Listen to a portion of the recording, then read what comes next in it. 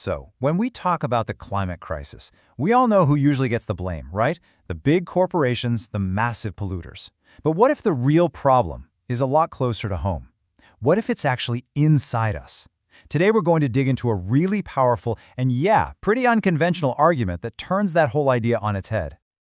So let's just dive right into this provocative idea, which comes from the philosopher Acharya Prashant.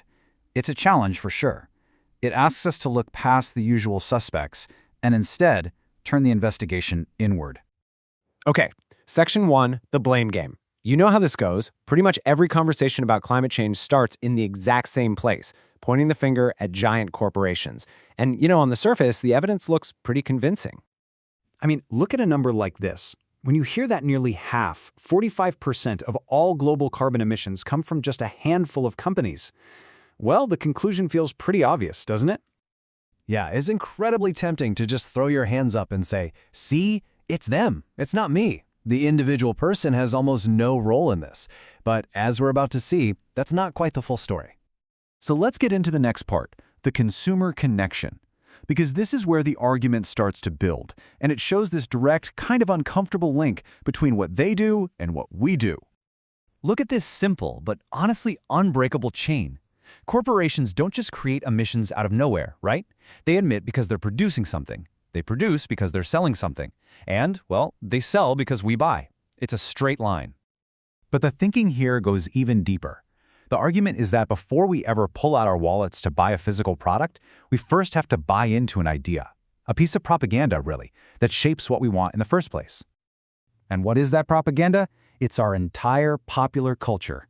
It's this massive, non-stop machine of movies, ads, and social media, all screaming the same message. Buying more stuff is the path to happiness, to success, to a good life. So, following this train of thought brings up a really fundamental question, one that seems to apply only to our species. I mean, really think about that for a second. Of the billions of species on this planet, why are we the only ones where sustainability is even a concept? A lion doesn't sit around worrying about its carbon paw print. And according to this philosophy, the answer is right here. For any other animal, once its basic needs are met, food, water, shelter, it's content. It's done. But for us, meeting our basic needs is just the beginning. We're still restless, always looking for what's next. This brings us right to the core diagnosis of the problem, what this perspective sees as a deep-seated, uniquely human condition. The term used is inner restlessness, and you probably know this feeling, even if you don't call it that. It's that constant, nagging sense that something is missing, that feeling of being incomplete that drives so much of what we do, often without us even realizing it. And here is the absolute crucial point. Because we don't understand where this feeling comes from, we misdiagnose it. We think it's an external problem, so we look for external solutions. We're trying to fix an inner disease with outer remedies.